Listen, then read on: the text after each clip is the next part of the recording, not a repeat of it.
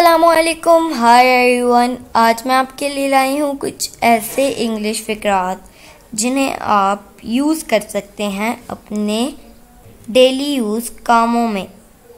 ये चंद फ़िक्रात आप हमारे से चंद मिनट लगाकर सीखिए और आज से ही इंग्लिश बोलने की प्रैक्टिस शुरू कीजिए।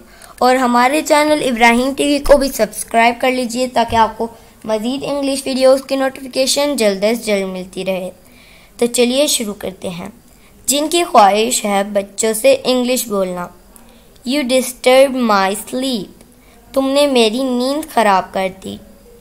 आर यू अप, उठ गए हो।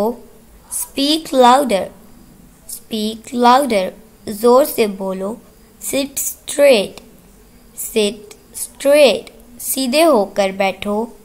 Don't walk barefoot, don't walk barefoot, नंगे पाँव मत चलो। सच इज लाइफ, जिंदगी ऐसी ही है। मार्क माई वर्ड्स, मेरी बात लिख लो।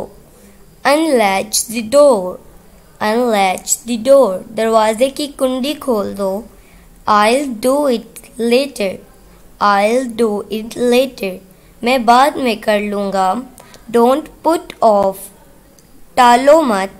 All right, read silently, read silently, ठीक है मन में पढ़ो।